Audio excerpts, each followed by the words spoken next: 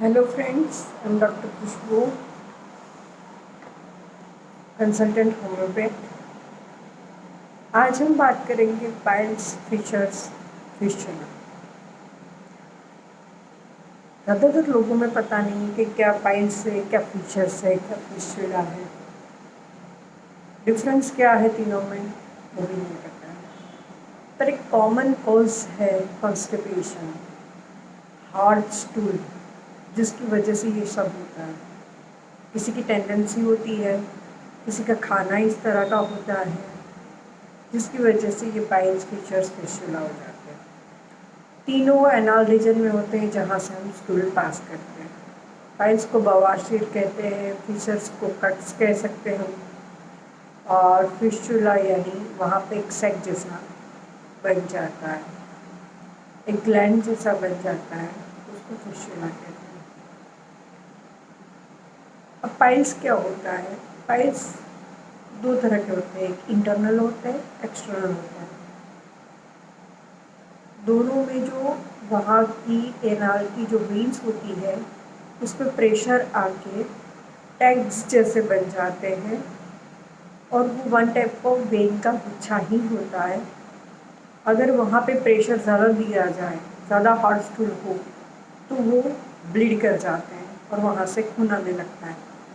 Patient को लगता है कि वहाँ से क्या हो गया, स्टूल के थ्रू ब्लड आ रहा है या तो ऐसे ही ब्लड आ रहा है।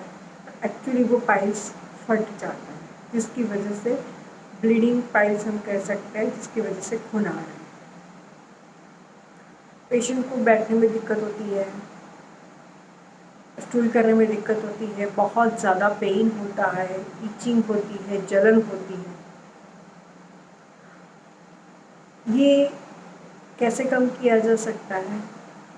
ज़्यादा स्पाइसी नहीं खाना है, मैदा वाली चीज़ें नहीं खानी है, अचार नहीं खाना है, ज़्यादा हार्ड, जो डाइजेस्ट होने में हार्ड हो वैसी चीज़ें नहीं खानी, नॉनवेज नहीं खाना है, बहुत सारा पानी पीना है, इजीली डाइजेस्टेबल चीज़ें, रोटी सब्जी, सब्जी भी एकदम माइल्ड वाली, जैसे कि लौकी, तोरई, वो सब खाना है, और बिल्कुल ही मिर्ची नहीं होनी चाहिए।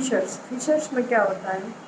फिशर्स यानी कट्स हो जाते हैं, जहाँ से स्टूल पास हो रहा है वो बाहर की ओर ही होता है, कट्स हो जाते हैं because of dry hard stool, बहुत ही हार्ड, जिसकी टेंडेंसी हो, बहुत ही हार्ड स्टूल हो रहा हो, या तो बार बार मोशन हो रहे हो, लूज मोशन हो जा रहे हो, थायराइड हो जिसको, उसको भी ये रहता है प्रॉब्लम, क्योंकि थायराइड में ज़्यादा ड्राइनेस हो जाती है। बच्चों में भी प्रॉब्लम बहुत ज़्यादा होती है फीचर्स की, क्योंकि बच्चे कई बार 2-2 3-3 दिन तक स्टूल नहीं जाते हैं, और जब जाते हैं तो बहुत ही हार्ड स्टूल होता है। तो उसमें कट्स हो जाते हैं, और वो डिप कट्स होते हैं, उसमें से ब्लीडिंग आने लगता है, स्टूल के ऊपर वो ब्लीडिंग के निशान पड़ते हैं, उसे फिशर्स कहते हैं। फिशुला यानी एक ग्लैंड जैसा होता है, सैक जैसा होता है, बाहर से छोटा सा एक टैग जैसा दिखता है, लेकिन अंदर की ओर बहुत ही डिप एक होलो चीज़ बन जाती है, जिसके अंदर पस फॉर्मेशन हो जाता है, स्टूल जो हो रहा है वो फंस जाता है, वहाँ पे बैक्टीरिया का ग्रोथ होने लगता है, पस फॉर्मेशन होने लगता है, और बहुत ही ज़्यादा पेनफुल होता है, पेशेंट बैठ नहीं सकता है, और वहाँ से पानी निकलता रहता है। पेशेंट लगता है कि वहाँ से कांस्टेंट कहीं से पास और पानी निकल रहा है। तो अगर उसको ट्रीट ना किया जाए तो वो कैंसर में भी कन्वर्ट होता है। ये सब चीज़ों में होम्योपैथी बेस्ट है, क्योंकि ये सब चीज़ें सर्जरी से ही ठीक होती हैं इन एलोपैथी। एलोपैथी में ऐसी कोई मेडिसिन नहीं है जिसकी वजह से आपका ये सब ठीक हो जाए।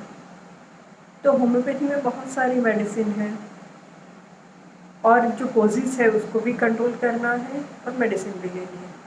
मेडिसिन जैसे कि ब्रायोनिया है, फिलिशिया, नाइट्रिक एसिड, हेमामालिस, पियोनिया, कोलिन्सोनिया, रटानिया, और बहुत सारी मेडिसिन है, अकॉर्डिंग टू नेचर भी दिया जाता है। फ्रॉम हेड टू फुट सारे आपके सिम्टम्स देखे जाते हैं, आपका नेचर देखा जाता है, और उसके अकॉर्डिंग जो मेडिसिन सेट होती है वो देने के बाद ये सब चीज़ें वापस नहीं आती हैं और आपको सर्जरी भी अवॉइड कर सकते हैं।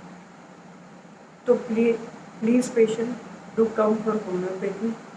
जिसको भी ये प्रॉब्लम है, before going to surgery just try once homeopathy. आपके प्रॉब्लम परमानेंटली सॉल्व हो सकते हैं इन होम्योपैथी। मेरे पास बहुत सारे पेशेंट मैंने क्योर किए हुए हैं, जो पाइल्स के है, फिशर्स है, फिस्टुला तो 100% क्योर है। इनकी एलोपैथी में फिस्टुला में सर्जरी के अलावा कोई ऑप्शन नहीं है। तो please do come for homeopathy and get whatever you